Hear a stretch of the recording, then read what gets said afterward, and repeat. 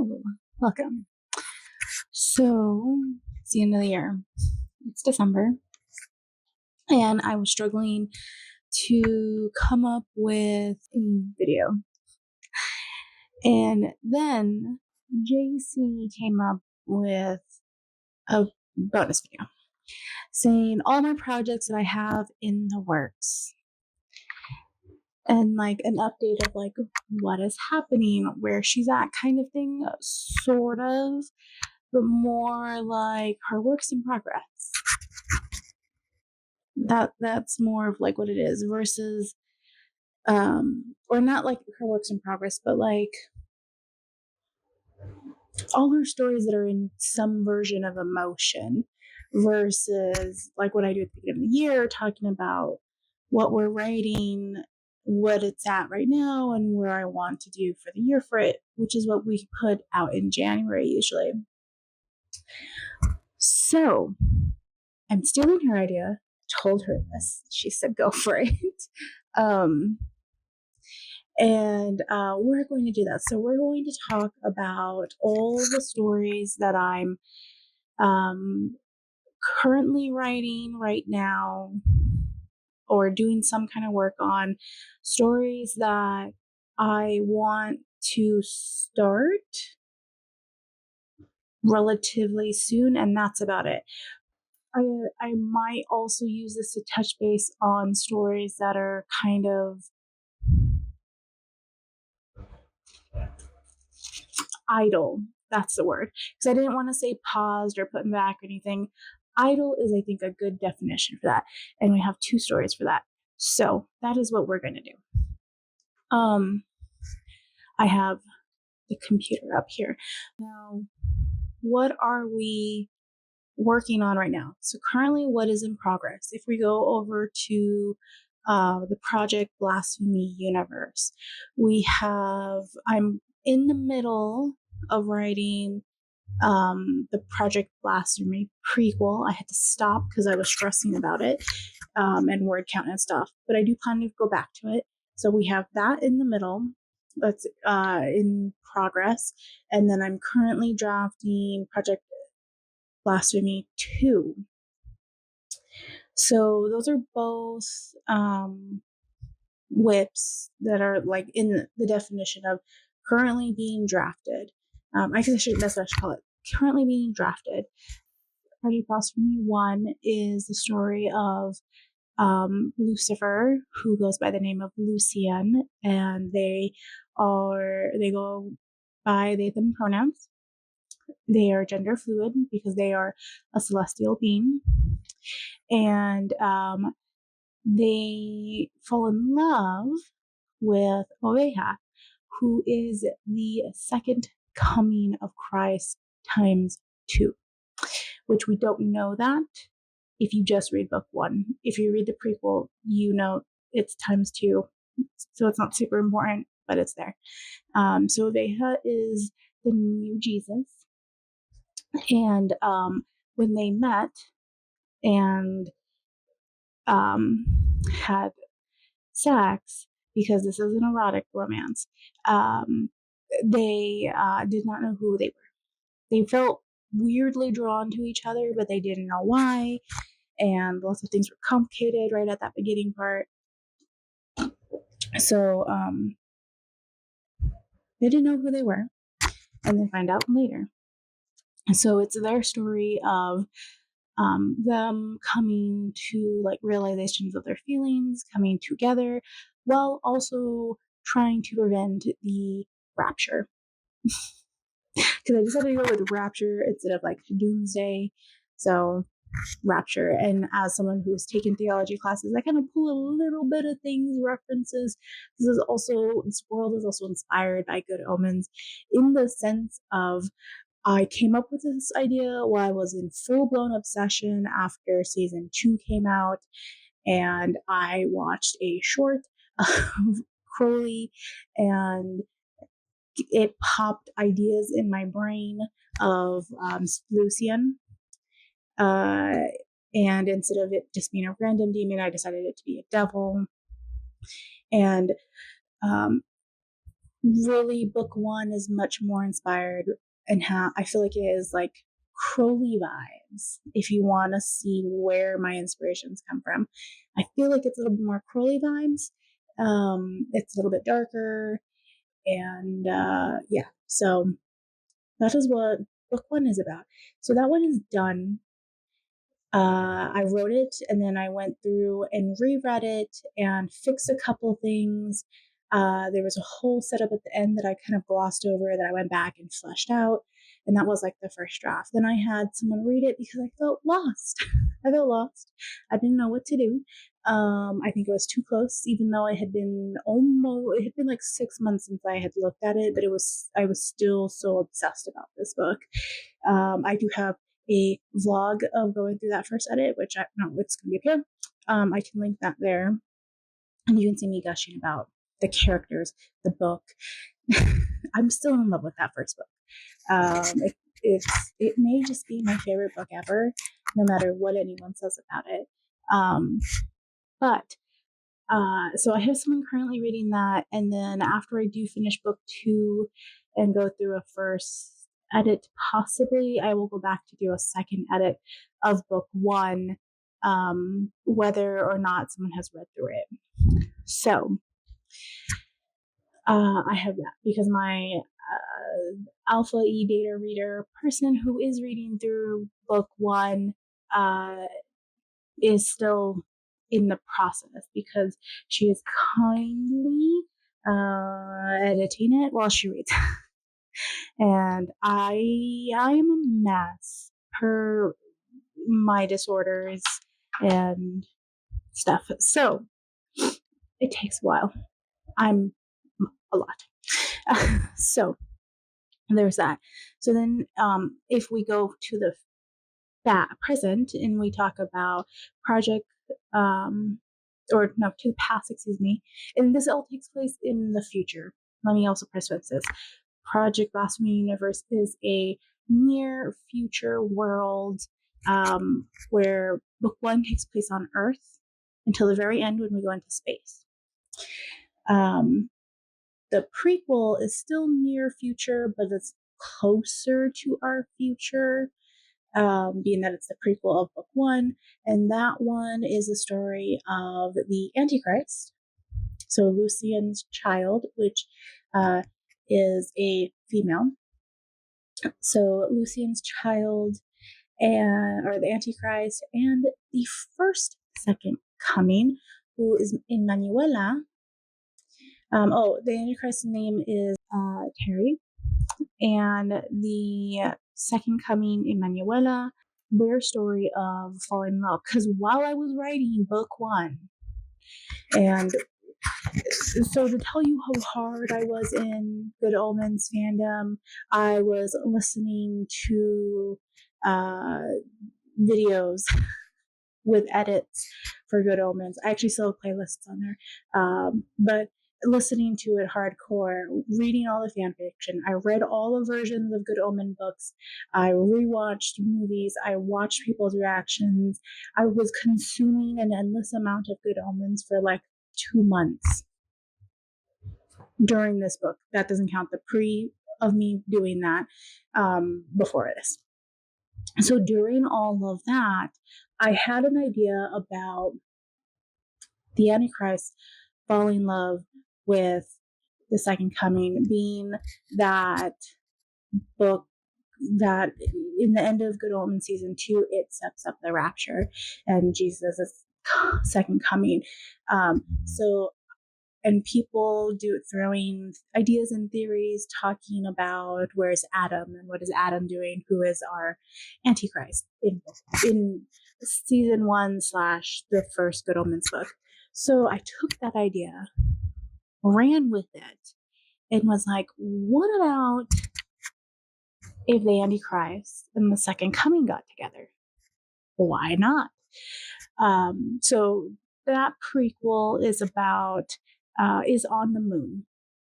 So the moon now has a colony on it.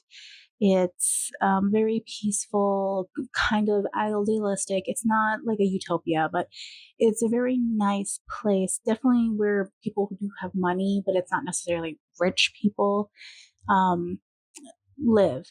And there is a resort up there. It's a very, very fancy resort. And that's where the story takes place, where Terry and Emanuela meet for the very first time. So they're the whole idea of pen pals or internet friends, where they never met each other. They've actually never even physically um, seen each other. I think that's how I set it up. It's now been a while and I have to reread it. But the idea is that they don't actually know each other. Besides what they do actually know of each other by talking constantly, talking, messaging, all that stuff that you would do in the future. Because the rapture is coming. They know it's coming. And this is both of them acknowledge that this is their last hurrah. The world is going to end. And this is the last chance that they'll have to meet and maybe express some things. So they go off to the moon as like a neutral zone. Not that they realize they need a neutral zone, because again, they don't know who each other is. And yeah, so they're on the moon.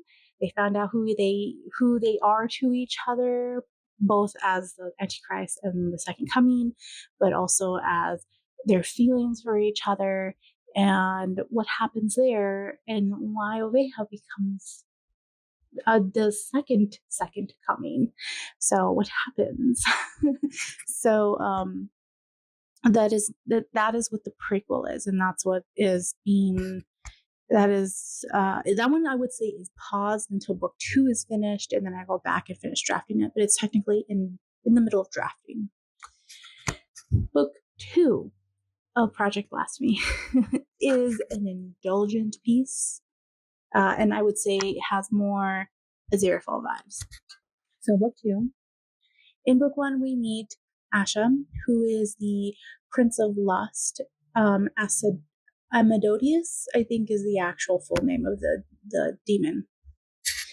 Or that might have been his angel name. I don't remember. But they go by Asha, and they are also they are more gender fluid than Lucian. They go by every pronoun, and they shift pronouns throughout book 1 and throughout book 2. It kind of just, people can refer to them really however they want, or if they have a preference, they will mention it. And that's just who they are. So we have Asha, who is our fallen angel prince of lust.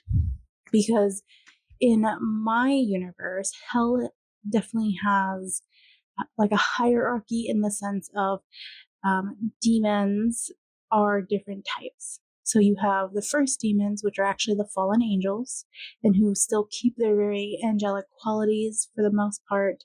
They're just kind of twisted sometimes. And then you have actual demons that were created by the fallen angels or just humans' negativeness. And then you have humans that just get kind of promoted and are like high-ranking humans. So Asha is the fallen angel and the prince of lust. So he, she, they are also like Lucian's best friend and someone who always has Lucian's back. So Asha is in book 2, and then and we meet them in book 1, and then we have Raphael, who in book 1 we meet as the head of security for the place that Lucian and Oveja are living in. Later in the book, as the book goes on, there's like a background romance of Asha and Raphael. Raphael just chooses to stay with Asha, so he runs off into space with everybody else. Because as I said, mostly takes place on Earth, and then we transition towards the end in space. And it's not that much, just a little bit. During that transition, we find out, spoiler warning for the end of the book, that Raphael is actually the Archangel Raphael in hiding. And so in book 2, they are now the full archangel who hasn't really been kicked out of heaven, just never went back. So it's them. They are a couple. So per angel lore / Torah lore, the theology, angel stuff is always slightly complicated, honestly. But I found while doing research for Lucian, for Lucifer, the devil, that Raphael, the archangel, was in a relationship with another angel who happened to be Asmodeus. So I took that idea and was like, star-crossed lovers. But that's not what the trope is in this book. So in this book, they're now together. No more star-crossed lovers. There's a lot of talk about it and references of it, but they're not. They are together. They are in a relationship, and they've been living on Mars since what happened at the actual end of book 1, which I won't spoil. But what actually happened? They've been peacefully living together in a beautiful relationship, angel and demon, in Angel and Fallen Angel on Mars. Now, they receive a message from the humans from book 1 and asking for help because a niece has been kidnapped / lost contact in Venus. Because again, this is the future, so of course Earth has colonized like every planet. I don't care how realistic it is. This is my world. This is not hard sci-fi. This is soft sci-fi near future. Nah. So they ask for help and they agree. So they go off to go save her and bring her back to her family on Jupiter. Her name is Lucia. And she comes from the family that has ties to Oveja, who has always been loyal to Oveja. And she's their third. So this is a triad book with a established couple of of Asha and Raphael, even though they're still kind of trying to figure some things out because they've been separated for so many centuries, even though they've had love for each other the whole time. And a new person coming in who is also human, who technically they only have a finite amount of time with because she will die. So I have that. I also my big trope that I threw in after much debate about if I should. Secret baby. No, a surprise baby. Excuse me. I keep saying secret baby, but it's a surprise baby, not a secret baby. Different tropes. Surprise baby. I won't tell you who's pregnant. You'll know it if you come to the live streams because I talk about it. But a surprise baby, and dealing with that, they are stuck in space because their ship breaks down and they're literally just limping to Jupiter.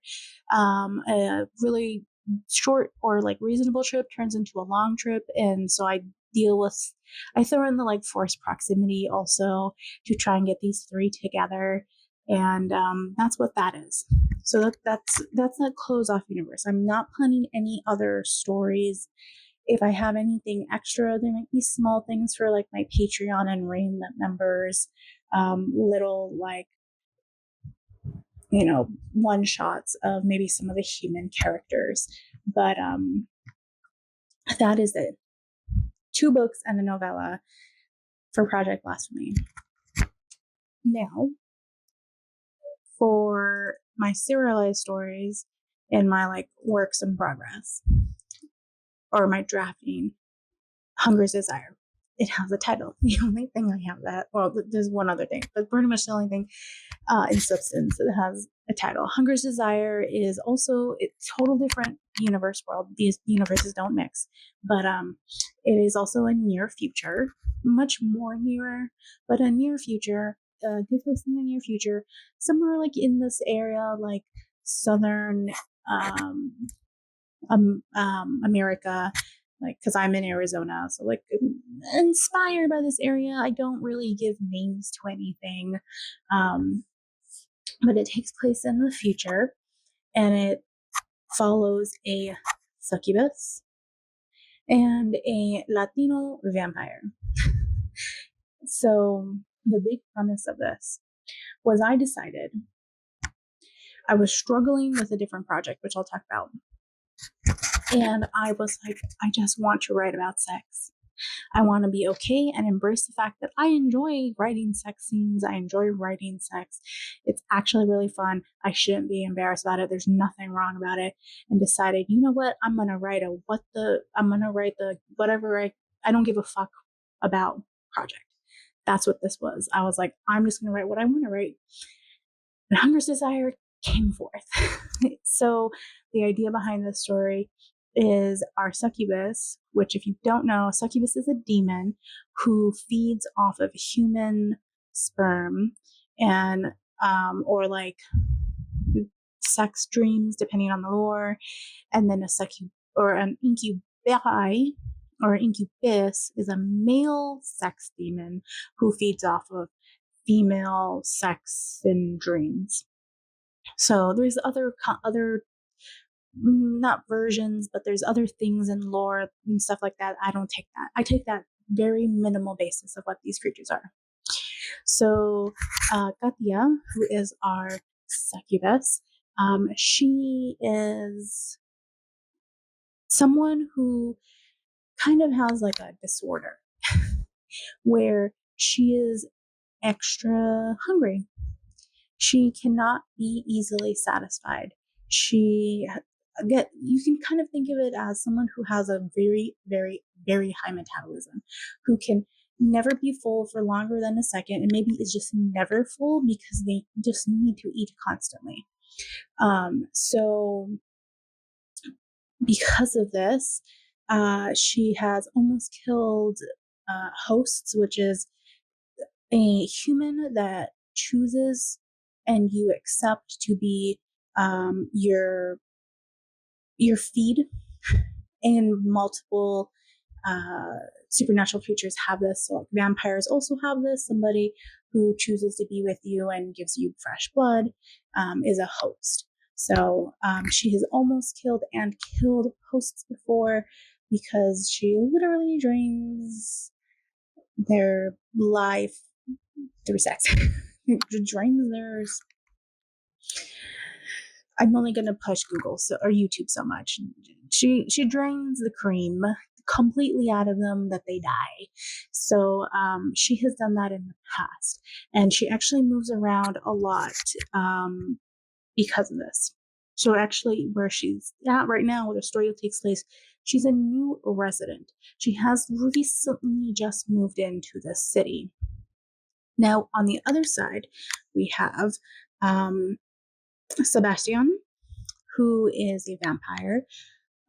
Also, both of these creatures are quite old. They've lived for a long period of time. But Sebastian is older than Katia. So there is still an age dynamic, even though both of these creatures are extremely older than humans. So, Sebastian is the head of his home, his house, and he had an unfortunate situation where he didn't necessarily choose to be a vampire. It was kind of forced upon him. So how he runs his household and how he lives is not always conventional to most vampires because of this. But I don't know because I haven't thought about it in any detail. But for some reason, very similar to Katia, Sebastian has an issue also where he cannot be fully satisfied. He has drained human hosts dry and killed them. He has learned a lot of self-control in the very many amount of years that he's been alive, and very many centuries. And he just is perceptually hungry all the time. And because he does require so much blood and plasma from the host, he has learned to tie sexual pleasure with feeding as a like handoff to his hosts because he requires so much. So he ties sex to food just as much as sex is food to Oveja, or how she views it at least. So this is a story of, again, mistaken identities. I didn't realize I did this until much later. They both are drawn to each other, do not realize who each other is. They both think the other is human until later that night after they've had intercourse. And in this world, unless most supernatural beings, not most, what am I trying to say? Supernatural beings are not allowed to cross marry or cross meet in a relationship. So like a werewolf and a coyote or a fox or a cat shifter, like any other shifter, that's perfectly fine. That's okay. But a werewolf and a vampire are not okay. A elf and a demon, not okay. Like cross relationships, not. No one really knows why. It's been a rule for a very long time. No one has a really good reason. It's one of those social norms that have been a norm for so long and a rule for so long, people just don't question. It's just, this is what this is. And I do hit on that because what they're going to do by being in a relationship is socially bad. But, and you learn about this in the first few chapters, Katia shapeshifts. This is how she hunts, feeds, not tricks, but in the past, because now humans are starting to learn about supernatural beings. Now, it makes it just easier and more comfortable to feed. So that is their story, and it takes place over Yule Fest, so the Christmas season. And the reason why Sebastian even went out, because he usually feeds from a bag, because of what happens. It takes him a long time to take a human host because he constantly feels bad. Is he needs a date for the holidays. So that's the reason why they meet. Katya goes out for food and to hope to have a host for however long she can. And then Sebastian needs a date, and the host would be nice. So that is their story that I'm currently writing, and I am publishing over on Ream, Patreon, Ko-fi, and Later Press. That is where all those are.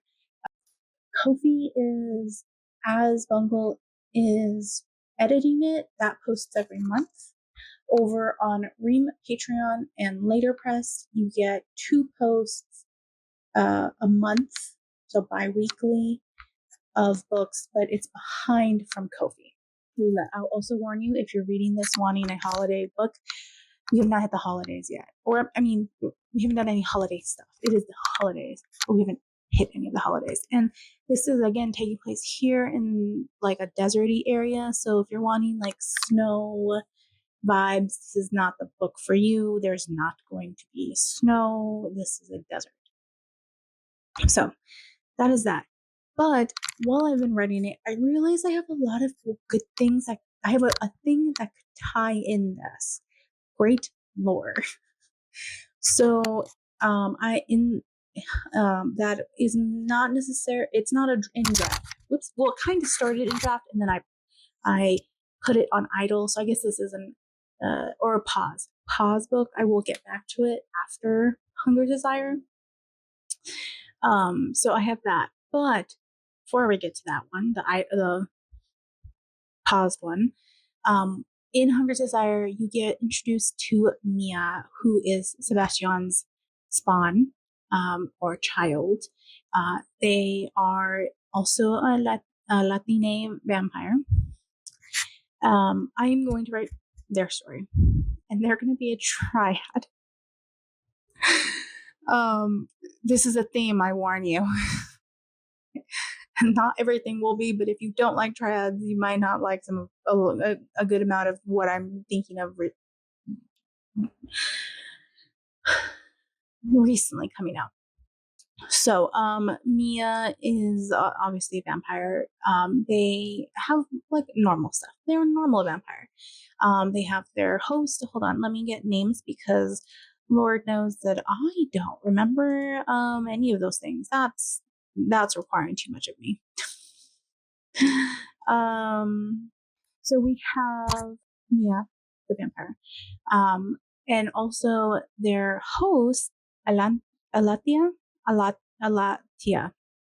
I don't know exactly how to say her name actually, but it is her, a female human who actually has ties to hunters in this world, because of course I needed like vampire slayer demon hunter slayer vibes.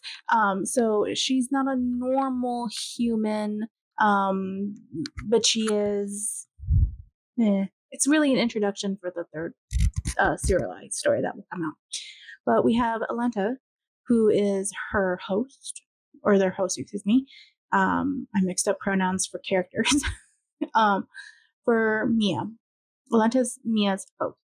Wait, yes. You hopefully know what I mean. I'm confusing myself. And they're in a relationship. Now, vampire and host don't always have to be in like a sexual or romantic relationship. Sometimes it's more of like a platonic relationship. But in this case, they are in a romantic and a sexual relationship. They very much love each other. Mia has had hosts in the past where they've just been platonic, in a platonic relationship. So they're in a relationship. Now, the third in this triad is Javi. Javi is our coyote. Wait, no, I'm trying not to say it with an accent. Coyote shifter, because again, we're in this area. So why do cliche word coyote shifter? So he is our coyote shifter, and I have a one shot out on Ream and Patreon if you want to read it right now. It's there, but they meet this is actually post Hunger's Desire, and will be before or post or not post, pre Hunger's Desire, and will be pre this triads story, because I'm thinking it might be more of like a spring or a Valentine's story. But they meet during Dia de los Muertos, or the Day of the Dead festival that annually takes place in this imaginary town that I've created. And when Alanta and Javi meet, it's in Alanta's point of view, the one shot, and she feels a pull to Javi but doesn't understand why, and she's really confused, and there's a lot of like pull and back and forth from what is happening to her. And then if you're not a shifter reader, but if you are, you'll instantly understand fated mate. So Alanta is Javi's fated mate. So unlike a lot of other supernatural beings, shifters have a closer lifespan to humans. Most supernatural beings don't really deal with humans, don't have a relationship with humans, don't interbreed with humans, minus vampires.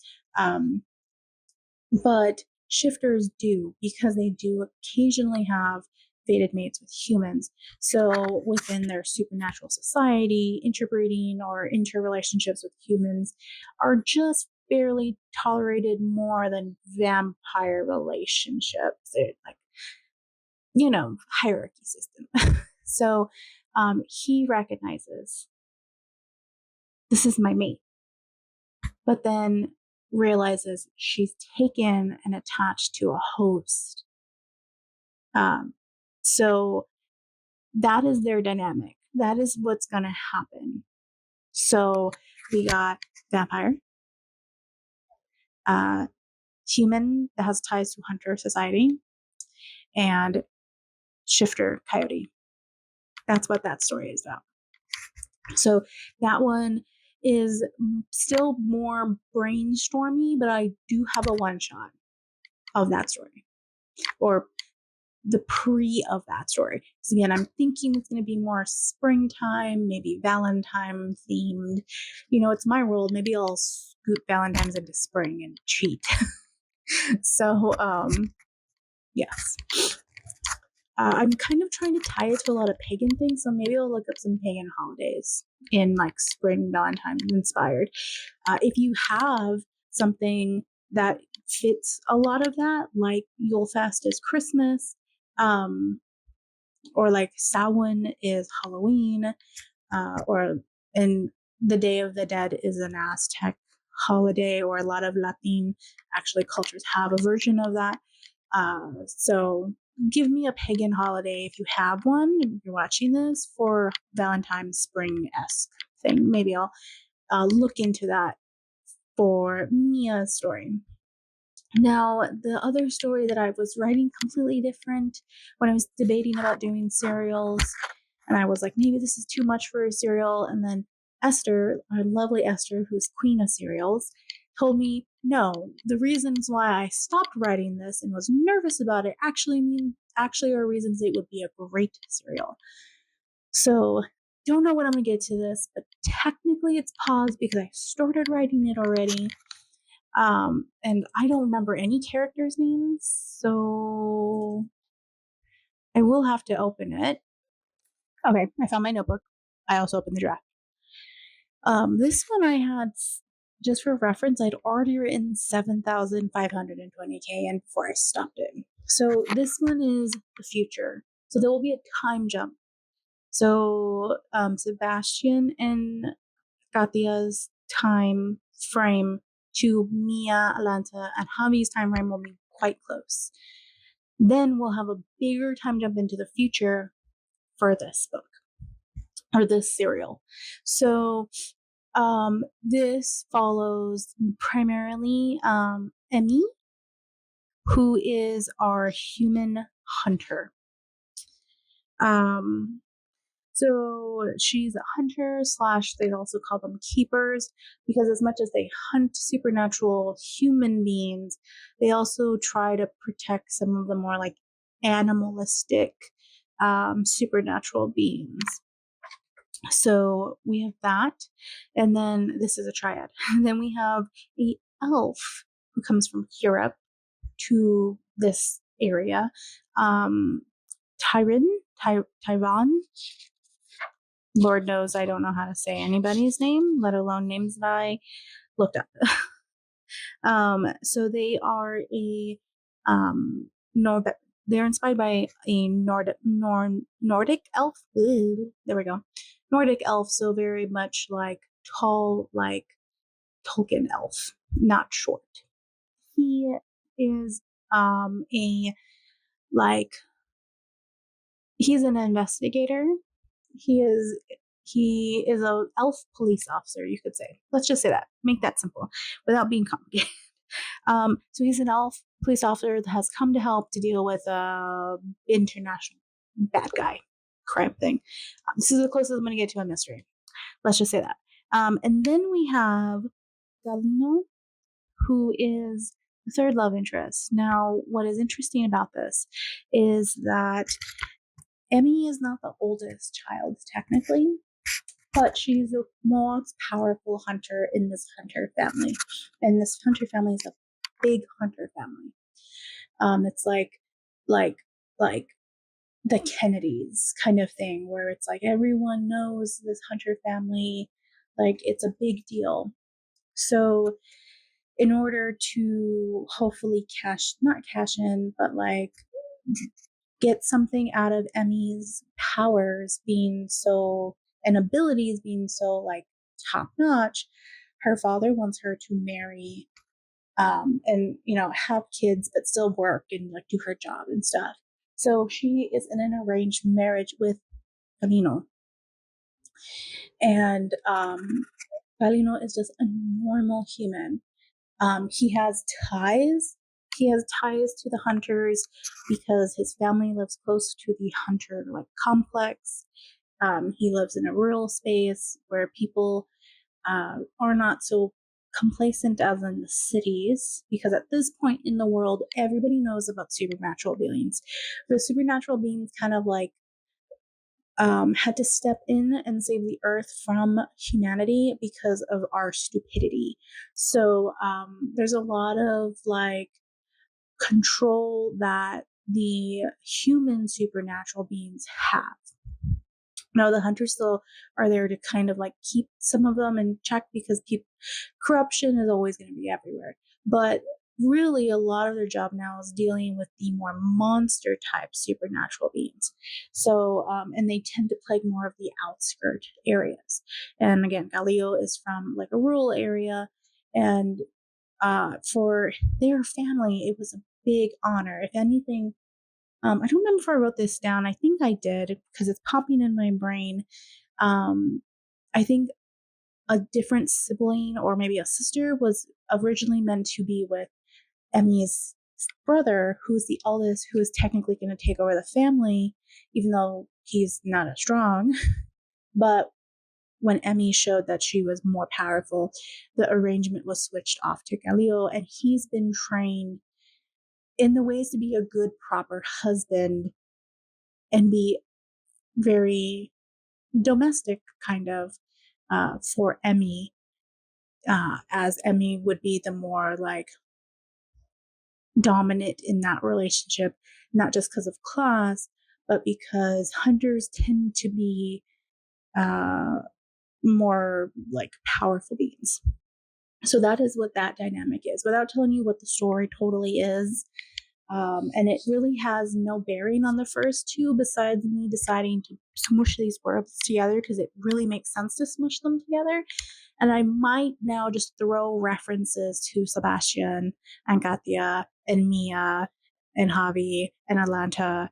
So, because possibly Sebastian and Katia might still be alive because they are very old, and Mia, though Javi and Atlanta will probably be dead. So, yes, that is a story that is on pause. I'm not going to again tell you what the story is about, but that's the pause story. That would be the third serial in this whole thing. All of these projects that I've talked about, they're all my Serapia pen name erotica. Now for Dolores, who is still spicy but not erotica, is just good romance. I have Project Aztec Death Love and a whole world series for that. That is also, again, another near future story because I like sci-fi. That story is supposed to be about the Aztec gods, with the idea of the inspiration of, I want to do what people do to other god pantheons and do it for ours. So a lot of people know like the Hades and Persephone story, and taking Greek and Roman mythology and putting it into modern terms, or just retelling the stories constantly. And people are starting to pull from some other like Northic, Egyptian stuff like that. We don't really have much. There are some Latin authors that are trying and starting, like Aidan Thomas. They have a series that's a young adult series that is great. It's inspired by Mesoamerican pantheons, but it's not really taking from it like how people do for Greek, Roman, and so on and so forth. So that was my idea of that. I hit a wall because my first book was supposed to be about the Aztec god and goddess of death. There's not a lot of information about them. I love them.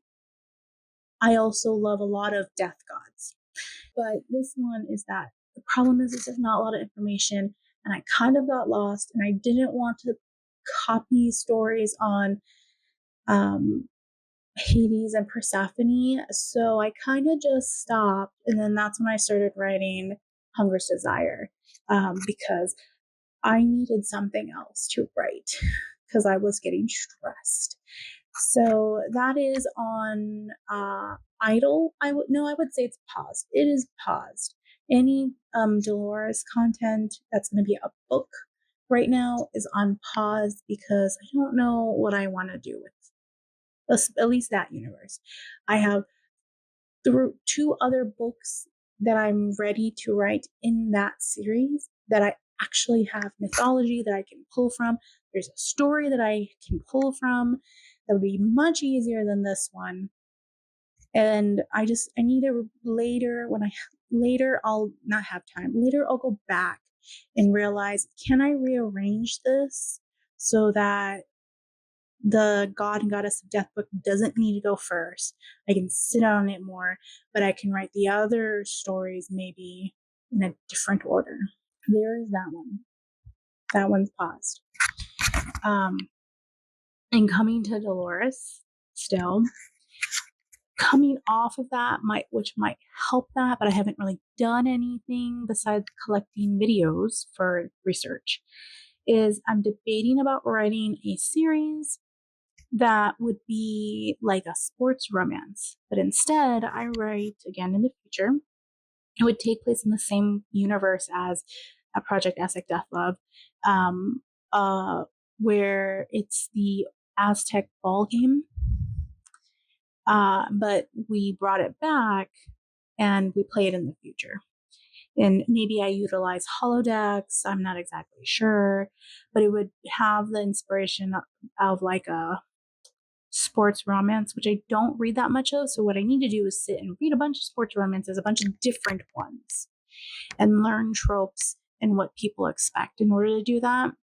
So there is that one that's a little bit more on the sideline, not a back burner, but like on a sideline. It's just kind of sitting there on the side on the counter, waiting for its turn.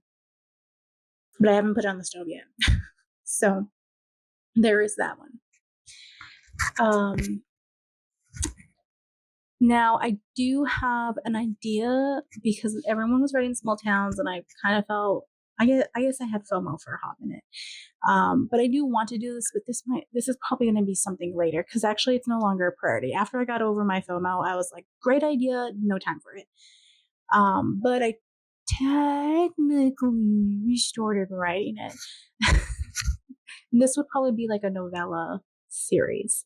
And it's about a colony on either Pluto or Neptune, Uranus, some ice colony, where the idea is that on Earth, because we're global warming, water is a very precious resource, and we have very little of it that's at least drinkable or usable. So we have colonized these icy places, so like moons and planets, and collect the water and process all the bad stuff out of it, and then send good water back to Earth. So my idea is to kind of be inspired by like small town mines here in Arizona or the West, and trying to collect resources. But really the main thing is going to be about the journey of all, like a single family, a Latin family most likely, because I can be like big family, lots of siblings, and their like love story. And I'm taking in from inspiration also from a prompt from the Barrett and Laura romance prompts that they were doing for a little while, where I came up with the characters and they were like lovers, enemies to lovers kind of thing. And my idea is to have that as like the first prequel, like the established couple that establishes the family, and then fast forward a little bit to the actual family who's going to have all with the siblings that is all going to have the romance. So that's one that is in like a heater. It's like in a warmer, staying warm, but it's not on the stove either, but it's not on the counter. It's more developed. It's more of just like, I don't have time for you right now. That's that story. Now, you're pretty far in the video. Perhaps you're ready for a secret. But I've only kind of referenced to one friend to ask for advice. I am going to start a new serialized story that will be very, very, very, very, very slow. Very slow publishing. Very slow publishing. And I might publish a little bit of it without telling anybody at first or being blatantly obvious. I may literally just publish it on one thing, on a ream, on a different ream under Dolores. Again, taking inspiration from the Barrett and Laura, prompts. There was a prompt that I referenced time travel in, and I was like, you know what? I kind of want to do something with this, so I'm going to have a time travel serial under Dolores that is literally just going to be romance and angst and sadness. It's going to be very painful. But I have that. I'm not exactly sure when I'm going to start that. That is definitely a back burner-esque sort of project where I'm like, I know what I want to do with it. I just need to stop and have time to do it, because like right now I'm I'm fully writing book 2 of Project Blasphemy, so I don't have time for anything else. Like I do need to write some more chapters on Hunger's Desire for next year. So I don't have time to really for any other serials. But that is going to happen. I'm going to write a time travel romance. It's going to be very much, I've never watched or read Outlander, but I know of Outlander. Kind of that idea where it's like a couple meeting throughout time, because I think that's how Outlander works. I think kind of like that. I may post as like a super bonus the actual one shot for people to see the inspiration of when I post this. I might put it on a higher paywall than like the actual serial, but in that one shot little scene thing that I wrote, the character references them meeting across time. So sometimes they finally meet and one of them is in the process of dying. Sometimes they meet and one of them is super old and one is really young. So obviously one is going to die. So they are tragic, definitely star-crossed lovers who do get together at the end, because it will be a romance. It will be a romance.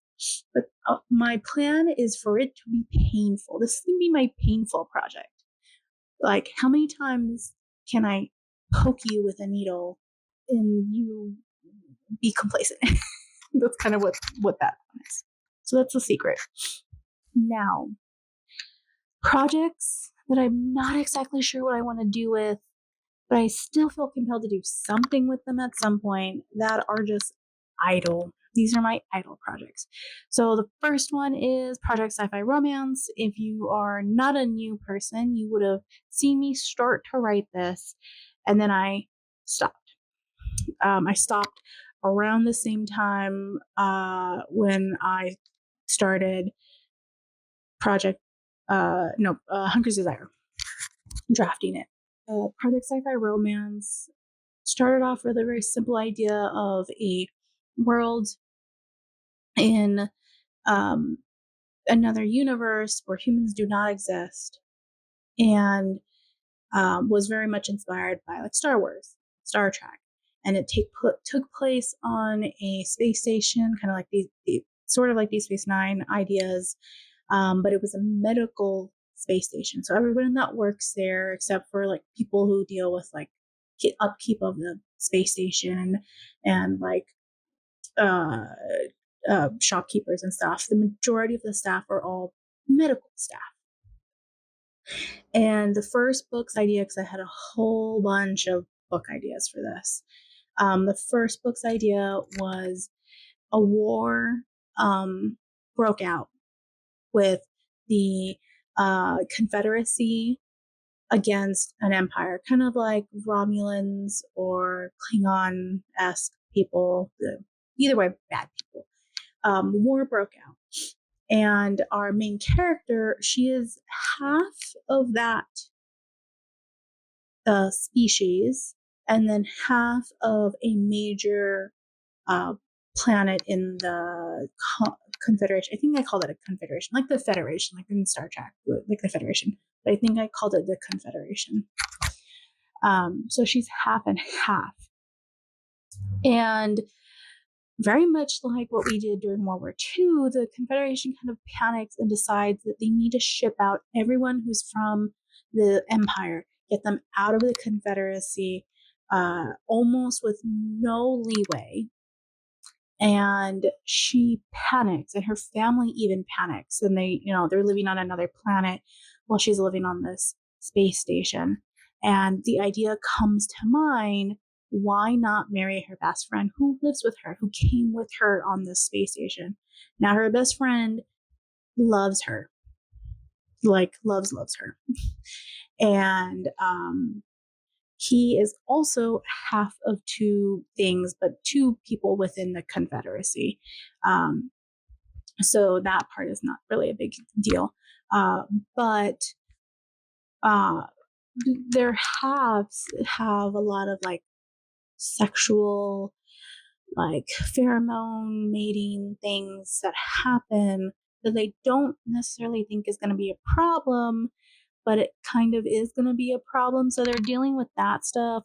Plus, the idea is they marry, no one will try to take her away to save her, which does happen during war, during, even non-war time. There are people who marry Americans to get American citizenship. So I really pulled on that without realizing it. And then as I was writing it, I realized what I was doing.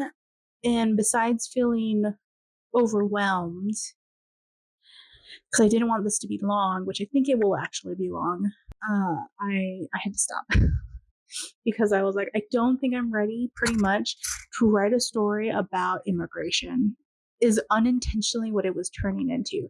Ironically, with things happening, the book may have been way more poignant than I thought, but that one's hanging out back there. I do want to finish it and write all the other stories of the characters on the space station. I have so many ideas. I think it will be so fun. I have like Deep Space Nine vibes from it so hard. But I'm still just not ready. I feel like it's going to be a lot. And I actually think originally the story was going to be something I published under Dolores. I think it might actually be more of a Serapia book, just a big book. Like, I know erotica isn't, but it might be a big, like, erotic book. Because especially in the first one, the erotic energy unintentionally is quite strong. I didn't realize what I was doing. Unintentionally doing, which is where I went from feeling uncertain, and I was like, you know what the fuck, I'm gonna write whatever I want, and Hungry Desire came out. I think it might actually be better suited as that. So that's kind of like in the wind, standing idle, unsure of itself. The other one, if you are OG, you will know Project Elf or The Princess and the Warrior. So that draft is finished. I finished the first draft. I never went back to read it, but I really want to do something with it. I don't know if I want it to stay a pure a pure fantasy, or if I want to switch it up and turn it into a sci fantasy. I thought about that almost when I was finishing it. And I don't know if I want to turn it into an erotica, or do I want to keep it as under Dolores and self-publish it under there. That was part of the reason why I thought at first I'd make it erotica so I can self-publish it. But then I was like, I don't feel like it makes sense for the storyline that this is. This is definitely a thing where I'm like, I kind of want to share this with the world. I just don't know where to put it. And I'm a little worried about reading it, because this is a dark fantasy romance. It is, I literally torture my main character. There's death, violence, like the fantasy. War, like probably not the most extreme of extremes that you have ever read, but for me, this is the darkest thing I've written ever. So, and I said romance. I think I said romance. No, I don't remember if I just said romance. It's not a romance. It's also, that's my other problem. It is a love story. There is not the happy ever after you think there is at the end, which is kind of also where I'm just like, I don't know what to do with this, because if I publish it under either name, both of them are romances. Serapia is an erotic romance, Dolores is just spicy romance to regular romance, or less spicy. They're both romance names, and this is not a romance. And if I change anything, that is the one thing I am not going to change. The meaning of the story will change drastically if I make it into a romance. Because I even thought of making it into a triad, so I could have a romance at the end, but I really don't think it would work. I'd have to reread this to be for certain, because it's been years now, but I think it would mess up. And I just don't know what to do with it. I don't know what to do with it, but I want to do something. With it. So that one's idled, hanging out in the back, unsure of itself, because I'm unsure of it. But I'm proud of it because it's the first book I fully finished, and I really want to do something with it. So that is really all my stories of drafted and being edited, in the process of being drafted, ideas for series that are in various different phases for various different reasons, and then ideas for things that I want to immediately happen that probably won't happen next year. But again, this isn't plans for next year. This is just what I have. So yeah, I don't know how many stories that is. So it's like what the Aztec one, or the Galactic Empires. We have Project Princess and Warrior, Project Sci-Fi Romance, and we have Small Town. Wait, that's 4. We have the Aztec Death Love, which is 5. The sports one within that, so that's 6.